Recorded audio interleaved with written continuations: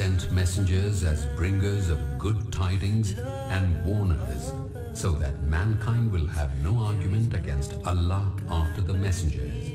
And ever is Allah exalted in might and wise.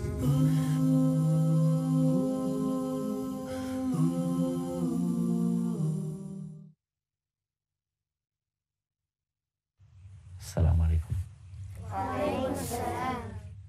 Uncle Yusuf, what's the matter? Why are you so sad? We were talking about oppression, dhulm. We were talking about how people oppress each other. We were talking about the hardships that the early people suffered at the hands of their oppressors. Always before the prophets, when they came, people rejected their message, but some accepted. Those who accepted often suffered as a consequence. And the people of Muhammad were no different, except that it was more intense on them, it was harder on them, and many more years of suffering as well. The first 13 years of the message came in Mecca.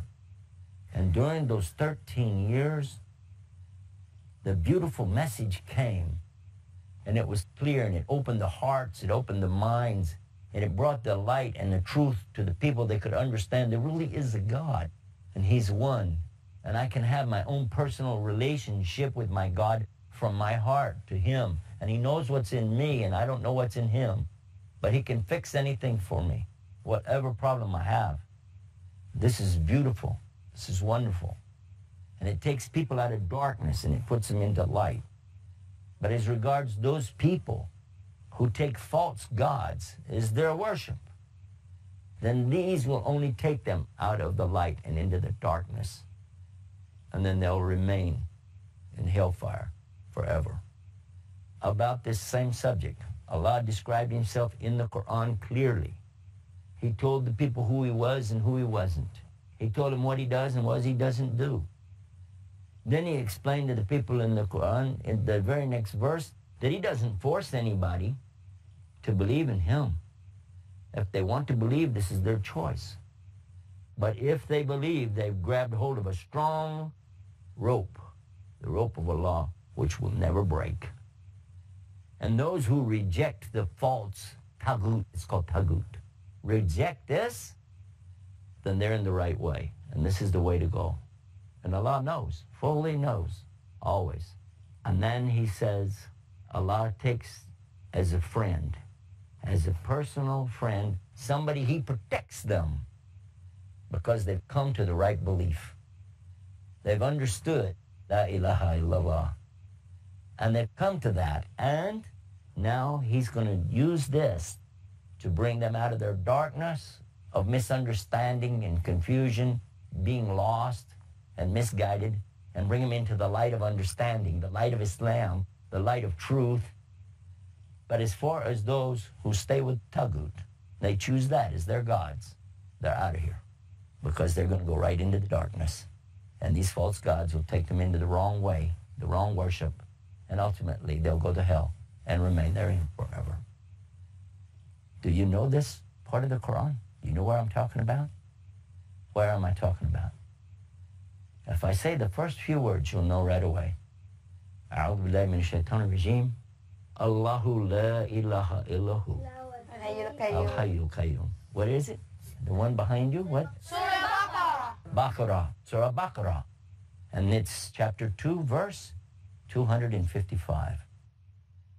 And then read 256 and read 257. How does Allah describe Himself? And look at this beautiful verse in the Quran. Allahu la ilaha illahu al-Hayyul Qayyum. La ta'khudhuhu sinatun wa la nawm. Lahu ma fis samawati wa ma fil ard. Man dhal ladhi yashfa'u indahu illa bi'idhnihi. Ya'lamu ma bayna aydihim wa ma khalfahum. Wa la yuhituna bi shay'in min ilmihi illa bima sha'a. Wasi'a kursiyyuhu samawati wal ard. Wa la ya'uduhu hifdhuhuma. Wa huwa al-'aliyyul 'azim. These words in the Arabic language have a dynamic impact on the listener. This is something that is so powerful that the verse itself, when it's recited, can keep the shaitan away from you all day. Would you like to know the meaning behind it? Allahu la ilaha illahu. Allah, He's the one beside. There is no other ilah. There's no other ilah except Allah. No God except Him. Al-Hayy, alive. Al-Qayyum, He takes care of Himself. He's self-subsisting. And He doesn't sinatun, and He doesn't naum. Sinatun means rest, like, whew, man, what a hard day. I'm going to take a break here, kind of lay out for a while. No, He doesn't do that. And naum means to sleep. As-salatu khayrum minan? Naum. Salah is better than sleep. Naum, you know the word. And He doesn't sleep. Then He says to Him belongs everything in the universe is His. And then He asks a question. And He doesn't need you to answer because He's saying it in a way you understand. He means Himself. He said, who is there that can come between Him and His servants, His creation, unless He has to give them permission to be there anyway? Then He says a statement that all of us should pay close attention to. He has full knowledge of everything. Everything between His hands. And He knows all of it. Everything. And you do not have any knowledge of anything except that He gave you that knowledge. And by default, it means He can also take that knowledge back away from you. And He does that to people. When you see a baby has no knowledge. Go ask a baby about the encyclopedia and see what they tell you. Go ask them about a dictionary. Same answer. Huh? Ask them how to fix a car. Same answer. Because they don't know anything. And go to a real old person that's forgotten everything and ask them, and they'll do the same thing. Because Allah gives the knowledge, and Allah is the one who takes it away. Then He says a statement that many people didn't understand. They had to be informed by Muhammad to understand what the Quran means. وَسِعَ كُرْسِيُّهُ السَّمَاوَاتِ وَالْأَرْضِ. And it says His kursi is all over the whole universe. And somebody asked, is that Allah's throne? And He said, no, it's not. It's not. Did you know that? No, it's something less than His throne. It's called the stool in front of the throne, or the chair in front of His arsh. And yet it's so huge. And look what He said about it. Even though it's so huge over the universe, it's still like a ring. Like if you took a ring and threw it in the desert, what's the size ratio there? Ring versus desert. If you're in a helicopter, you're flying along over the Sahara, and you drop a ring out of the helicopter, go back, park, get some camels, now go find the ring. Will you ever see it again? You'll be lucky if anybody ever sees you again. Get lost in the desert, yeah? And He compared the kursi to the arsh like a ring in the desert. And the one who's narrating the hadith said, and the size of the kursi compared to the universe is also like the kursi is the desert. And the universe is a tiny ring. So who are we in front of Allah? And He never gets tired of taking care of all of this. And He is Adim, majestic and mighty above all things. Now this clarified immediately to the people of that time, in their language, who Allah really is, and made it clear He doesn't need any help from anybody or anything. And whatever happens is all from Him. It all belongs to Him. As far as the statement that says, Allahu ala kulli shay'in qadir, this is something that we know all the way back to the Quran. It says this. They translate it to English, unfortunately, Allah can do anything. But it doesn't mean that. If you know Arabic, it says Allah can do whatever He wants to do. He has the power to do anything He wants to do. But we know Allah never wants to hurt anybody, does He? He doesn't want to put hardship on you, but you put it on yourself when you worship other than Him. He doesn't want you to suffer, but you do it to yourself. Every time you're doing bad deeds, then you have to pay for what you do. He doesn't want you to go to hell, but because of rejection of the message that comes, you put yourself there. This is the meaning, inshallah. There's another statement. La hawla wa la quwwata illa billah. Have you heard this one? La hawla wa la quwwata illa billah.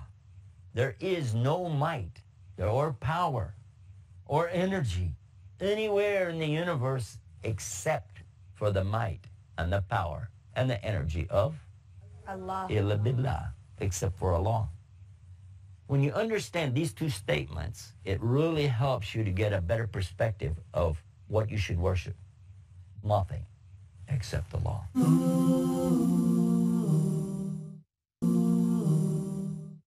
There's another statement.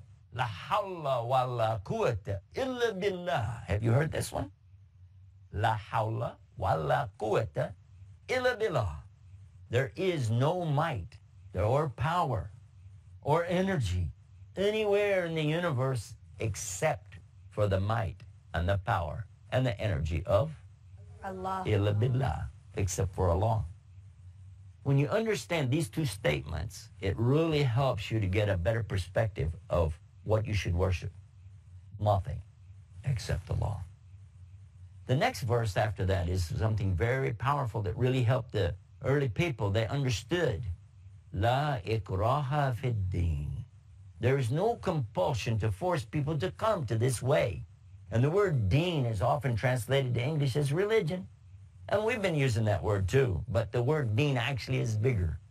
Because as a Muslim, we understand the deen of Islam means more than just praying 5 times a day, fasting the month of Ramadan and paying some charity or doing Hajj. These things are known to be a part of the rituals that we do. But the reality of Islam is how you are in your daily life. How do you treat the people? How do you treat your mother? How do you treat your father? How do you treat your brothers and sisters? How? What is the way that you deal with the people when you're doing business? Do you cheat? Do you lie? Do you steal? If you do, you're not following the deen of Islam. You can't call yourself a Muslim if you don't follow Islam, because the word Muslim comes from the word Islam.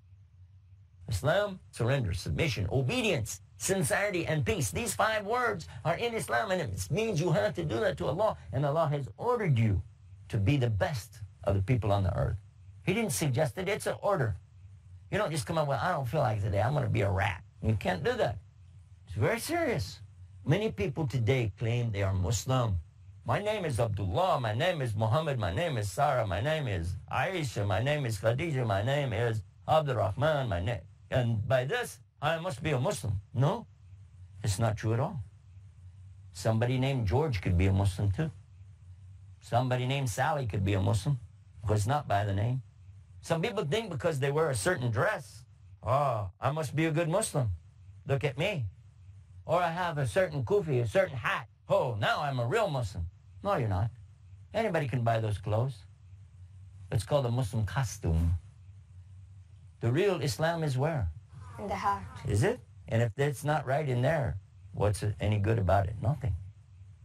Nothing.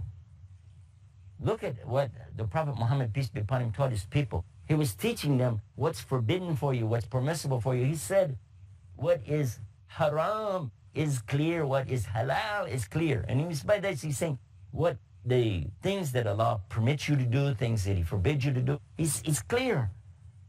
And between the clear things, halal and haram, there are some things which are doubtful. Doubtful. And look what He says. Leave the doubtful alone. Stay away from what makes you doubt and go to what doesn't make you doubt.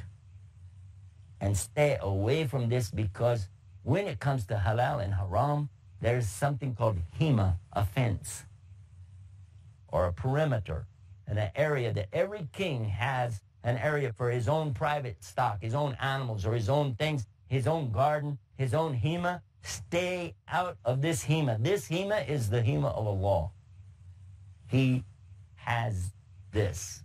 Halal and haram, don't get into these doubtful areas. Whoever saves himself from this saves his religion and himself from something really bad. And then he continued, and that's when he said that there's a piece of flesh, mudgha, inside of the human body that if it's good, the whole of the matter is good.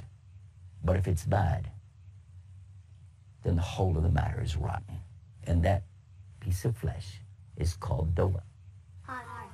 The heart, the qalb. The early people understood this message, and this is all they were trying to do. Oh, they made some mistakes, maybe in the way that they were kind of overzealous and going around and getting people upset by, they kept saying, your gods are false and but then Allah told them, don't do that anymore. But it's kind of late now. Everybody understood, you guys don't like our gods. And so we got a problem. And they got to the point where they were torturing and hurting those people so bad. I've already told you some of the things they did. But one time it got so bad and the Muslims were being abused so much right in front of the Kaaba. The things that they did to them, it wasn't human. And one of the companions of Muhammad turned to him and he said, ask Allah, because they knew if he asked Allah, something's going to happen. Ask Allah. Support us. Help us. Ask him. The Prophet Muhammad told him, don't you know that everybody who come with this message suffered? The people before us, how much they suffered. Every prophet who brought this message suffered. And I have suffered more than any of them. But look at this. He didn't ask Allah. He didn't. Because he was teaching his companions to be patient. Be patient. Allah tells us in the Quran to be patient. Establish your salah and be patient. Establish the worship of Allah and be patient. Tell the people the message, but be patient. Don't push. Don't take into your hands the law. Don't go against what Allah has said. Just be patient. You are doing nothing more than what? Deliver a message. And let Allah deal with the people. Today we find that a lot of places Muslims are being pushy, really pushy, on each other even, and saying this and this and this and being so tough. This isn't what Allah said to do though. We have to be patient. But you have to do what? In the daytime, you tell the people the message, and in the night, you can get up and cry to Allah. And cry, and Allah, Allah, help the people to see the truth. And this is what Muhammad sallallahu alaihi wasallam did all those years up until he died. As much as he could stand in the night, he'd stand and cry and pray to Allah and pray to Allah. And he would spend a part of the night and sometimes almost the whole night standing. One time in the later years, his wife came to him and she said, O Prophet of Allah, Allah has forgiven all your sins from the past and into the future. So why do you stand and torture yourself like this? And he said, shouldn't I be grateful? Look at that. And this is the real understanding. In the daytime, you plant seeds. And our seeds as Muslim is to get the message to your children. Tell your children the true message. Tell your relatives. Tell the people close to you. Plant the seeds. In the daytime and in the nighttime, you get up and water those seeds. No, don't go pour water on your relatives. No. But you cry, and you cry, and you let the tears come, and you say, Allah, guide them. Allah, guide me. Allah, guide my family. Give us the guidance. Allah, guide us. Allah, guide us. We talked about this before, how important is the hidayah, the guidance of Allah. And Allah tells us the guidance comes, but it only comes in a certain way. You can't just buy it. You don't go to the store. You don't go to a vending machine. You don't put money in there and push a button and pull a lever and out comes the guidance. No, it doesn't work like that. You have to have something called taqwa. What is taqwa? Some people said taqwa means piousness. I never heard that word till I became a Muslim. Piousness. I don't know what's that. Some said piety. Now I know that word. Some said righteousness. And it's true. That's part of it. But the word taqwa itself, actually it means to put something between you and something else.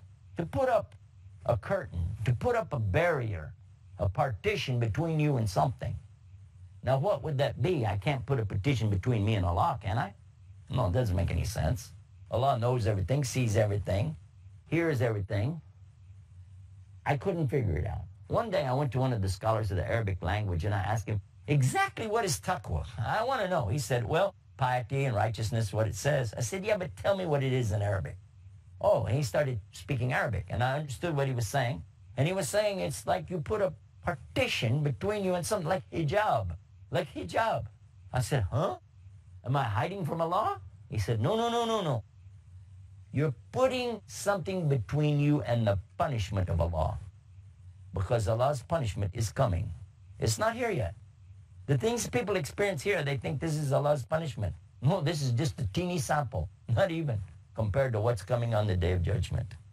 So you want to put something between you and the anger, ghadab of Allah, and the punishment, adab of Allah.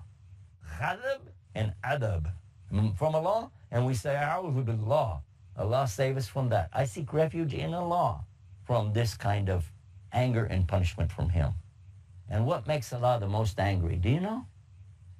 Many things make Allah angry that people do, but the most of all is when people do what? Shirk. Exactly, shirk. Now, shirk, just the word shirk in English, when you translate it, is actually something nice. It means partnership. People make partnerships all the time. You get married, that's a kind of a partnership.